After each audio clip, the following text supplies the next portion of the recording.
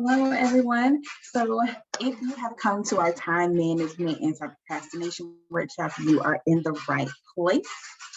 Um, Nancy. So we will get started. It might be just a little bit more intimate with the two of us, Nancy, but we'll just go through it like it's already presentation.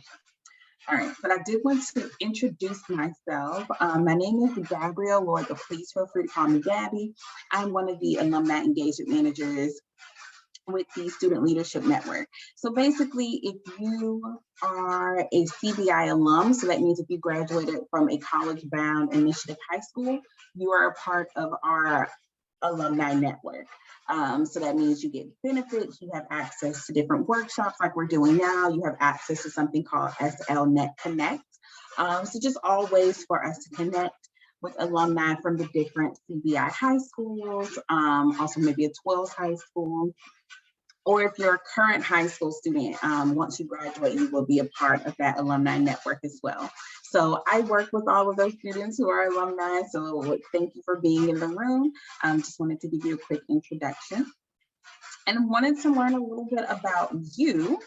So you can pop this in the chat and I'll pop mine in the chat as well. But basically you could just pick a color. I know it's a Skittles. I wish I had Skittles to give you, but I don't at the moment. So basically you would just pick a color and you would answer the question. So I wish I had some Skittles to hand out. I wish we were in person. So basically, if you want to pick a color, if you want to come off mute, let me know and we can do it that way. But if not, feel free to pop it in the chat. I think I am going to. I can unmute myself. Okay, go for it. You know which color you would like? I like purple. And I feel like I would whisper. Okay. Yeah, because I already have like eternity, Nancy. Like, how's that going? I feel like I already have like a loud voice and I already tend to be like loud. So whispering would be like a whole different me. I like that. Is purple also your favorite color? No, pink is my favorite color. Okay, well, I gotta find something with pink in it next time. Thank you. And Nancy, are you a current, like, are you a graduate? Are you currently in high school? I'm currently in college. I go to St. Francis College and I graduated from Twills, Brooklyn. Twills, Brooklyn? Okay, St. Francis. I used to work at Pratt, so I know St. Francis is not too far. Well, thank you for being here. I think I'm going to choose yellow. And I think I want to explore the ocean because I love like the sound of the ocean, even though that kind of freaks me out. I'm not the best swimmer. Well, no, I can't swim at all. So I think I would choose to explore the ocean. One, hopefully it will make me a strong swimmer. And then, like, I can hang out with like Nemo and stuff. So Nancy, we're just gonna be talking. It's gonna be low stakes. So what we're gonna go over today, just understanding different time management strategies. We're gonna explore our relationship with procrastination. We're gonna learn about different tools and tips to kind of conquer procrastination. And then I'm gonna give you like a new kind of tracking system you can use to kind of challenge yourself as we kind of finish up the semester. All right. So time management. So when you think about time management, what are some thoughts that come to your mind? It's something I struggle with. That's real. Okay. I think about being organized because I feel like when you have time management, like you're more organized with your stuff. And double booking. I think about double booking. I tend to double book a lot because I don't have any time management. So yeah. I'm glad you're here.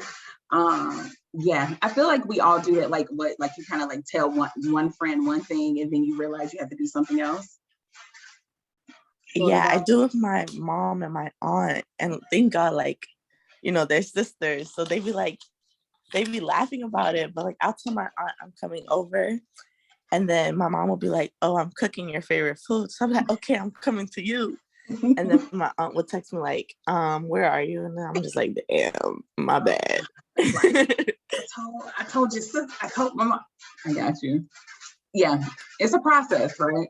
So when we think about time management, it's basically the process of planning on how to divide your time between specific activities. So that example that you had is perfect. Like if two people want you to do two separate things at the same time, the organization behind and then planning ahead of time is you managing your time, right?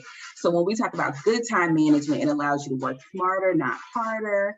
And it just gives you more time so that you don't feel tight or you don't feel pressure around like upcoming deadlines or anything like that. So time management, we don't want it to feel like a daunting task for you or for anyone. We just want it to be something that it's a constant process. That's how we want to start looking at it. Okay. Right? So if we're talking about like bad time management, right? I think some people feel like, oh, I just don't have good time management skills. It's just not for me. But like you said, it's something that we can like work on. But not having good time management can kind of impact your ability to do school well, work well. It can impact like your efficiency or productivity, right? So it's just basically making sure you prioritize your tasks, ensure that you have enough time available to complete every project, right? And so the quality of your work can increase if you're not rushing for a deadline. Do you feel like you kind of put things off to the last minute? It depends on what it is. I got you. Are there some subjects that you feel like, oh, okay, I feel really good about this, I can get it out the way? Yeah. Okay, same way. Yeah, okay. So here are some benefits for being our best time management selves, right? It's going to make us more productive. We're going to have more energy. This is the big one for me, just feeling less stressed. Because when I am struggling with like my procrastination and my time management issue, it stresses me to the point where I just like step away, which is the exact opposite of what I should be doing. I'm like, oh my God, I have too many things to do. Let me go watch like TikTok for 3 hours. Not productive. It gives me more stress. And then like the more time I step away from a project, it just increases stress. So like my own time management journey has just been like prioritize and do the things that you can get done today so you can have, be less stressed over time.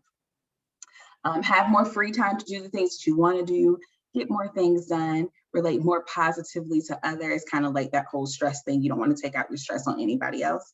And then for people to feel better about themselves, which is like our ultimate goal. All right. So what strategies work for you? So what are some current things that you're doing that help you feel good about your time management? Or maybe it's nothing. No pressure. I use my calendar on my computer/phone, and I write down like events and stuff, especially because I'm part of Greek life now. So there's a lot of events and stuff that like, we have to take care of.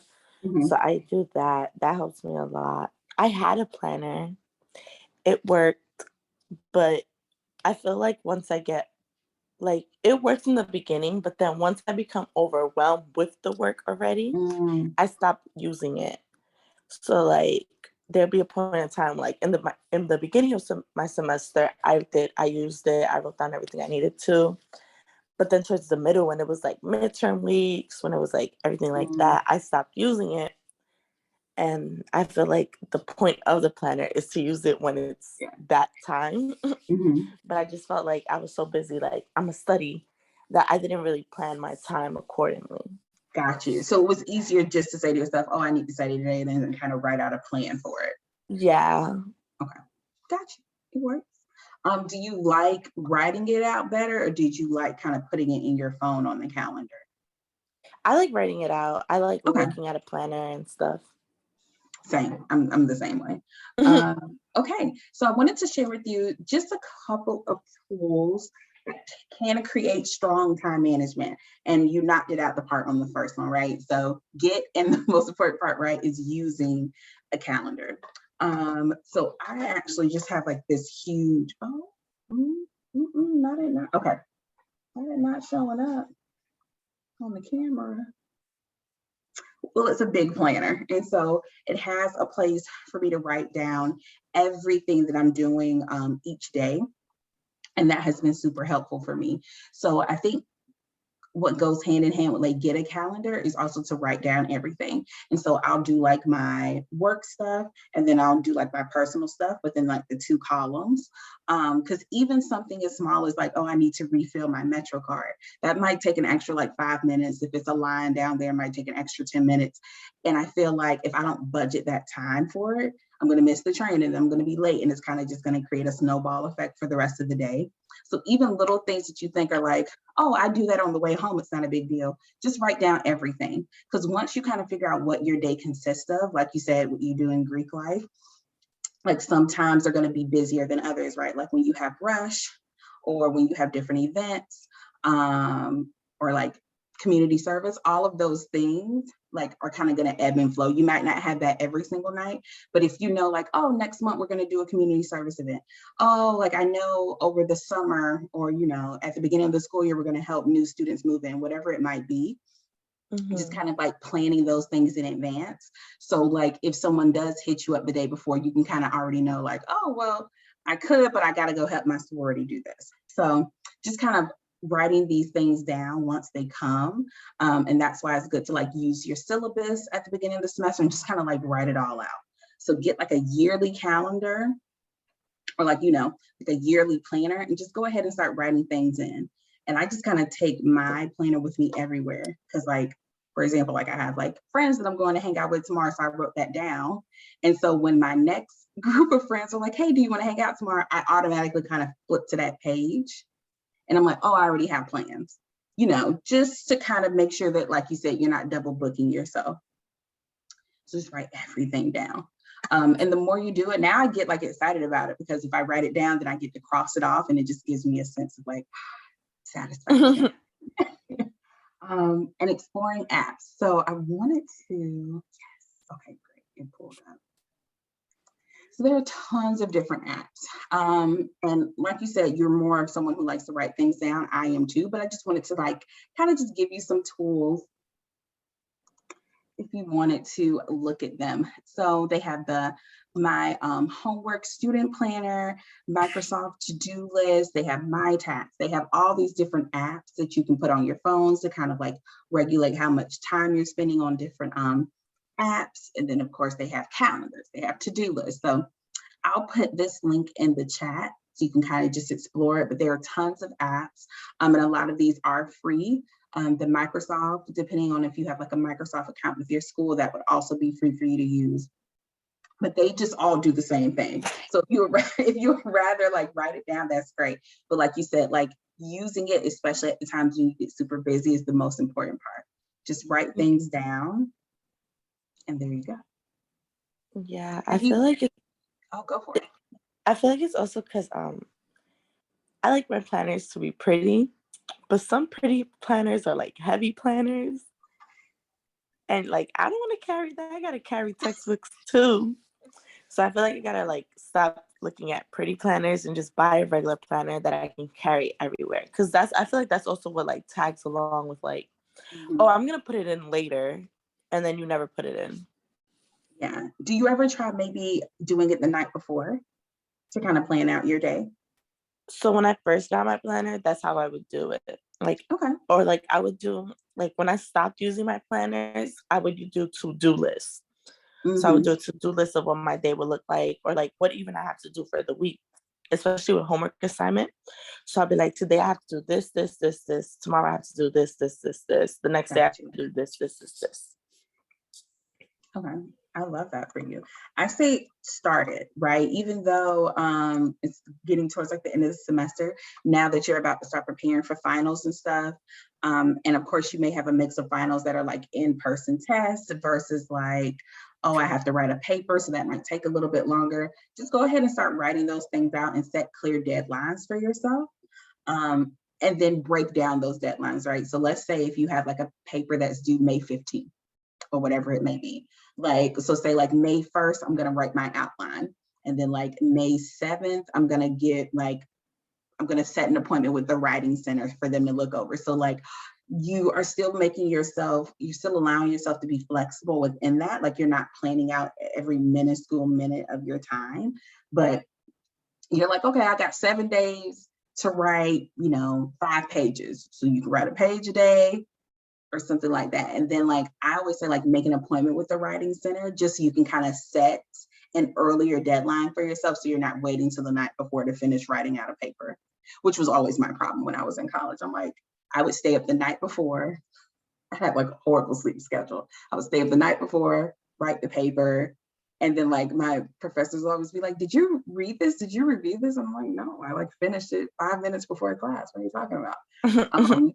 So when I got into grad school, yeah. But when I got into grad school, I was like, I cannot continue this. So I would always set an appointment with like our writing center. I would like tell my friends, like, I'm going to email you this paper at least 3 days before it was due. So I had to have it due to myself and to like my accountability partner 3 days before. And then it gave me 3 days to do edits and 3 days to review. So yeah, that was a new system that I tried, and it, allowed me to work really well. But yeah, explore apps and keep trying new systems. Like you said, like sometimes like you'll use the paper planner. Sometimes you'll use like the calendar on your phone. Try different things, right? Maybe there's an app that you can install, which of course, like you're taking your phone with you anyway. So on a day that you have like a lot of classes where it's like super heavy, like you were talking about all your textbooks, try an app that day, and then allow yourself to be flexible. What works one semester may not work the next semester, so try out new things. I think another good thing and why it's good to kind of write everything down in the beginning, because it allows you to identify time wasters. And so if you don't mind sharing, like, what do you feel like are some things that you like waste time on? And I'm not talking about like a casual scroll, but like, what do you think like, oh, I shouldn't be doing this as long as I am? Like, this is a waste of time. I would say, okay, so like, I would like read an assignment and I would decide that it's a boring assignment. And then I would just like go on my phone and watch Netflix. And then I'll be like, I'll do it. And then I won't do it. Like usually what I do is like, I do like the fun assignments, like the assignments that I know like they're going to be tricky, but they're going to still entertain me. For example, I take statistics this semester and all my statistics homework got done, like every single one. But it's because it was like, I would get frustrated, but I would keep going. Like it entertained me. But then like I had discussion boards and I'm currently doing late discussion boards because it's just like, yeah, like they didn't entertain me as much. So I feel like once I felt bored, I would find something else to entertain myself. So that's why I struggle with a lot. Like I didn't just sit and like, okay, I'm going to give myself an hour to do this and then I could do something fun. No, I would read the assignment and then be like, nope, this is boring. Next. All right. And is this your first year in college, or are you like sophomore, junior? Junior. Okay. So you know, at least you know. So this is great. So you have identified your time wasters. Now we're just trying to turn the ship around. Not mad at it. Okay. Now that you've identified that, we're going to talk about that when we go into our our anti-procrastination section. But so just hold on to that thought. Plan for the unexpected. And so as you know, I mean, even just dealing with like this whole pandemic and maybe like you got to log into a Zoom class, maybe you have to physically go to class, just plan for those unexpected things, right? Once again, like I said, my example of giving myself at least 3 days to kind of work on a paper after I officially finished it was planning for the unexpected, because you never know, maybe the internet is going to be out, maybe there's no more ink in the printer, whatever those other little unexpected things that may pop up, just plan some time for those. Yeah, and give yourself rewards and give yourself time to relax, kind of like what you were saying, like maybe do that after the assignment is due, but I love that you're like saying like, you know what, I'm going to take a break, I'm going to step back from this. It's also very important that we come back from the break, but give yourself time and space and give yourself a pat on the back, because like all of the things that we're doing right now, especially in the midst of like a pandemic and all of the other things that are going on in the world, give yourself time to reflect and relax. All right. So let's just take a minute. We've already kind of talked about like some time wasters.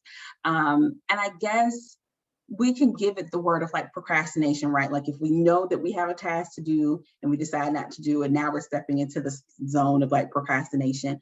Do you see yourself doing that only with schoolwork, or do you see it as like a theme like all around?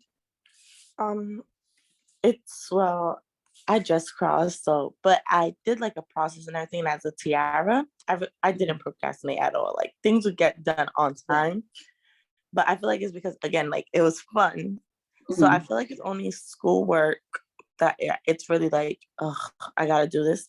Sometimes it is with personal life, but it's just me being lazy. Like there's times where I'd be like, no, I don't want to do this. But then I know like if it's up urgent where it's like, I gotta get my physical, I gotta do this, I gotta do that, then it's like, yeah, we could do it. But if it's something where it's like it's not important, but I still need to do it, I do like drag it to the best of my ability. Okay, I got you. So something that might be able to be pushed off, like let's say you got a load of laundry to do, and like it's not like you're down to your last clothes. So it's like, oh, okay, I can push that off to like Monday or Tuesday. It's something that you need to do, but if you can push it off, you'll push it off. It's so funny because that's what I'm doing right now. I just came back from Jamaica, so I have clothes to wash. And I'm like, no, those are my summer clothes. Like it's still chilly in New York. I could push it off. Okay, got you. So okay, so not all the way around. So if it's what I'm hearing, and let me know if something is super important to you, and if you're interested in it, it becomes a top priority. Yes. If you don't have as much interest in it, it just gets put lower down on that priority list. Yes. Okay. I got you. Yes, got you. All right. So let's explore some techniques that we can employ to kind of help you with that. Right. So here are just some different tools, right? And I'm going to explore the top 3. So we have the Pomodoro Technique, Eat Your Frog, which I feel like is going to be your best friend. Neurobics. We also have the 1 screen rule, removing distractions, make a non-priority list. Meditation is good to kind of get our brains back in a good place. Find 3 good locations, a screen time blocker app, setting boundaries with friends and family, and the 5 more rule. So like I said, the top 3 we're going to speak about a little bit more in depth. The other ones, right? I feel like removing distractions, it is what it is, right? So maybe that means putting your phone away, putting it in another room, finding 3 good locations. That's a place where you know that you can focus in. So maybe that means removing yourself from a room that has a TV. Maybe that means going to the library. Maybe that means like if you have a friend who's like really good about like studying together, like you said with some of your like sorority sisters, maybe y'all can sit together and have study time. Finding 3 locations, because we all know things become unexpected, right? Maybe someone's being loud, maybe your roommate is being loud, maybe your family's being loud. So it's always good to have like backup locations where you can kind of just like sit and really focus in on your work. The 5 more rule is great because it kind of pushes you to do a little bit more, right? So like maybe you're writing a paper, okay, give yourself 5 more sentences to write. And if those 5 more sentences, they felt like doable, give yourself 5 more. It's just a way for us to like keep pushing ourselves, right? 5 more problems. Like you said, statistics comes really easy for you. Like, oh, I could do 5 more statistics problems. Boom. Screen time blocker app. If it's needed, do it. Meditation, like we said, just giving yourself a break. How we said you need to set rewards for yourself, set time to reflect. Meditation, there are tons of like meditation videos on like YouTube, for example, some as short as like a minute. So you could do like a minute body scan to kind of just like refresh your brain. And then they have some as long as like an hour. So just kind of depending on how much, like if you've had like a really taxing assignment that you needed to do for one of your classes, give yourself like 5 to 10 minutes to meditate. And reset your brain, recharge yourself. All right. 1 screen rule goes hand in hand with removing distractions. So like, and it also is like, if you are writing a paper, don't have Netflix up in another tab. It should probably just be like the 1 tab rule too. just have your discussion board up and have any other tabs you need up for school. And then remove your phone, remove your tablet, remove anything else. Just have up what you're focusing in on at the moment. And make a non-priority list. A lot of times we put like our things on a to-do list, which is super important, but like a lot of times we'll distract ourselves with the things that are not as important or not priorities. So make a non-priority list, like, I don't have to do this today. So put those on the list. So when your brain starts to be like, oh, well, I could do, no, that's a non-priority. Okay. Anything on this list that you've tried before that you feel like has been successful in the past? Or maybe it's new information.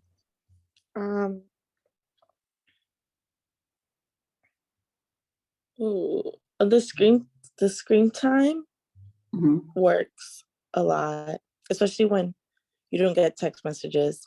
Because I know if I get a text messages from specific people, I'll be like, "Ooh, my friends," and answer it. The boundaries with friends and family, I had to do that a lot, especially during like last 2 years ago. I used to be a guidance counselor. Like I did the internship, and everything was virtual. So like I had to explain to my siblings, like, this is a time where I'm working and doing homework. Please try to keep it low, because they're younger than me, a lot younger. So they like to play and stuff like that. Yeah. Gotcha. The 5 more rule, I never tried that.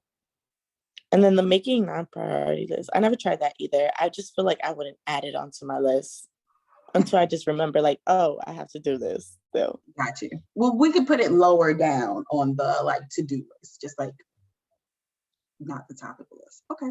Great. Okay. All right. So like I said, we're going to go over these top 3. First up, we have Eat Your Frog. So give me 1 second. I have a short little video for us to watch.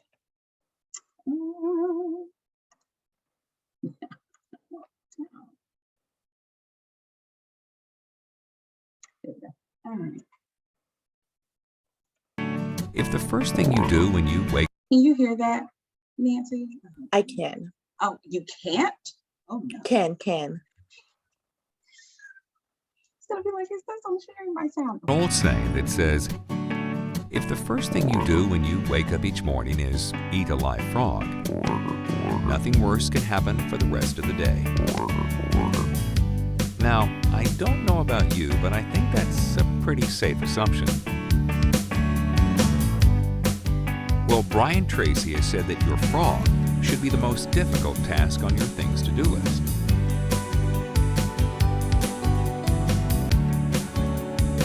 The one you're most likely to procrastinate on. Because if you eat that first, it'll give you energy and momentum for the rest of the day. But if you don't, if you let him sit there on the plate while you do 100 unimportant things, it can drain your energy, and you won't even know it. William James, one of the founders of modern psychology, said this: procrastination is attitude's natural assassin. There's nothing so fatiguing as an uncompleted task. So, with that said, here's your assignment for the next 30 days. Take a look at your list. Circle the frog. Eat that first, and you'll thank us for it. Okay. So, this is something that you and me kind of alluded to earlier, so I thought it was so funny that that was one of the first things I wanted to share with you. If there is something that you are avoiding or something that you do not like doing, identify that and do that first. So that boring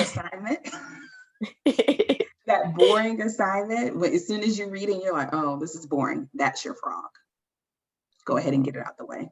And then that way, when you move on to something like you use the example of statistics, that's going to give you more energy and you're going to complete it. And it's going to just like, instead of starting your day out on like the easiest thing, get the hard thing out the way. And then everything else is going to be a breeze. I'm just giving you techniques, you know? No, I agree. Because it's like, you know, you do the hard stuff first. That takes up more time. And then you do the stuff that like you continue doing. But it's just like, No. Yeah, I mean, and it may not even be time consuming. It's just like you said, I just don't want to do it. Like this assignment to me is boring.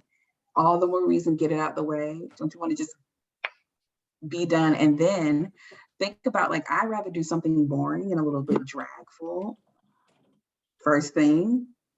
And when I say first thing in the morning, like obviously not like 6 a.m., but like first thing, and then now my day is gonna like kind of pick up. No, yeah, I get that. Like I wouldn't have to do it later where like I'm having fun and then I'm like, oh, this thing, because you're gonna put it off. And I don't want you to have to do that. So just a technique. All right. Next one is a Pomodoro. And so basically the Pomodoro technique is when you choose a task, you set a timer, for 25 minutes. You work until the timer beeps, and then you give yourself a short break. And they tell you to do that in a cycle of 4. I wanted to share. So there is a video, basically, like we said, time interval tasks, also known as monotasking.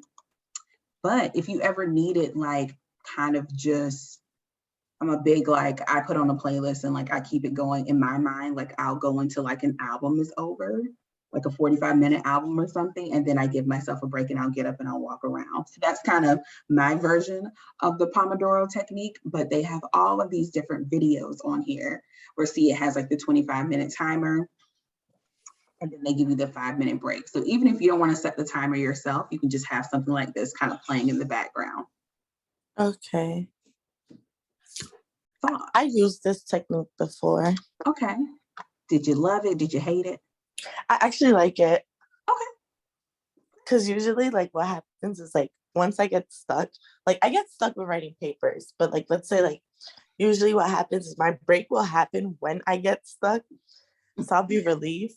And then it'll give you like time to reset. Like it'll give you a time to be like, okay, like I know I'm having trouble. Let's look at it from a different point of view. You could teach this for me. So yes, Pomodoro. I'm glad you said that you use it. I'm glad that you said that it was successful for you. So bring it back, right? Like if it's something that you haven't done in a while, that can be one of the strategies that you're trying and to like help with the time management, because this one is all about time. This is definitely you organizing your time. You could do the Pomodoro technique like throughout the day. Like you said, like if there's like a discussion board, you can give yourself 25 minutes of discussion board posts and then 5-minute break. So you can kind of combine these two together. And then neurobic, basically, that is just when you are giving your brain an exercise, so to speak. So that's when you give yourself a break from the routine, usually can involve different senses or an unusual situation. So a good neurobic activity, and they have tons, but like if you do like a word scramble, like a word finder, that's giving yourself your brain a break from the routine. If you try writing with your less dominant hand, that's going to give your brain like a different sensation. So anything that's kind of like exercising your brain in a different way is called a neurobic exercise. So yeah, gives you just a different chance to focus, and it is also supposed to sharpen your memory. So something good to kind of throw out there. Meditation can also be a neurobic exercise, kind of like letting your brain kind of just get a break from its routine. All right, so if we had to choose one, and I'll go back, is there a time management technique, anti-procrastination technique that you feel like you can incorporate over the next week? Eat your frog. Yes, come on, eat your frog. We love that. With the one that you do the interviews of 4. Yes, with the Pomodoro. Yes. I feel like if I do those for the eat your frog, like it'll help me like, okay, I don't like this, but I'm gonna do it. And like you said, you have a set time that you have to do it. So you don't have to like, oh, I gotta do this for 3 hours. No, 25 minutes, 5-minute break. So you could do it for just like an hour, just like 25, 5, 25, 5. Okay, we're gonna eat our frog next week. I love that for you. All right, But how will we keep track? So I just wanted to introduce something called self-regulated learning. And that's when you give yourself, just like you're learning about the way that you learn. That's kind of like what self-regulated learning is all about. And it's just like a direct learning process and then setting challenges, but realistic goals for yourself. Yeah, so it is. So what I wanted to share with you is this is just like a model of self-regulated learning. So we figured out what the problem is, right? We know that we kind of put off things that we don't enjoy or things that are less stimulating. That's our problem for this week. We're going to practice it. So we're going to identify a strategy. Like you said, you're going to use the eat your frog method and the Pomodoro technique. And then you're going to evaluate it. So like that would mean like at the end of these 7 days, you're going to be like, okay, I used the eat your frog method on Monday, Wednesday, Friday, or whatever it may be. So it's just kind of a way for us to kind of figure out the problem. How are we going to like practice conquering that problem and evaluating it? The main thing about like time management and anti-procrastination is that it's ever changing, right? Like you said, like, oh, when you were at the house, you had to speak to your siblings because they were so much younger than you. Now you have this new kind of time being taken up with your sorority. So like, as we continue to get older and as we continue to like add new things into our life, time management is a process. It's not like one strict thing, like every single day I'm going to do the exact same thing at the exact same time. That's not realistic, right? But what is realistic is like us trying different techniques for different times in our lives. This model is just a way for us to kind of like, is that really working? Or am I just kind of like just throwing something in the mix and it's not helping me? This is just kind of a way for us to kind of monitor that. So here's an example of someone who was in monitoring. So for example, this person had a goal of like, they're gonna put their phone in the kitchen before bed so they can get 8 hours of sleep, right? So they have just Monday through Sunday on here. And then they said, did you try it? Yes. And then some notes on what happened. Then they say, yeah, I got 7 hours of sleep, but they didn't sleep too well. On this day, they're like, nope, fell asleep and the phone was right there. So it's just kind of a way for you to like track yourself. And I'll put all of these in the chat so you can grab them at the end. But just a way for you to kind of like check yourself. All right, so that almost at the end, Nancy. So basically some key takeaways, right? So we discussed like what are some good or the benefits of good time management. We explored some anti-procrastination tools and tricks. We identified the tool that you're going to use for the next week.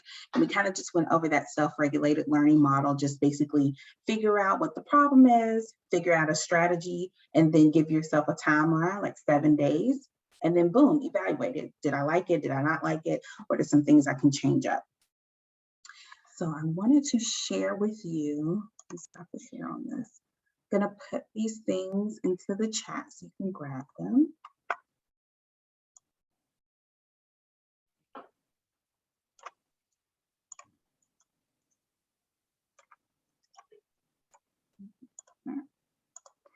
So I also put the video in there for Eat Your Frog.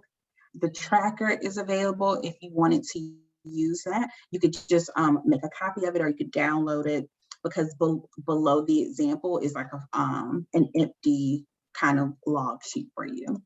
Okay. And then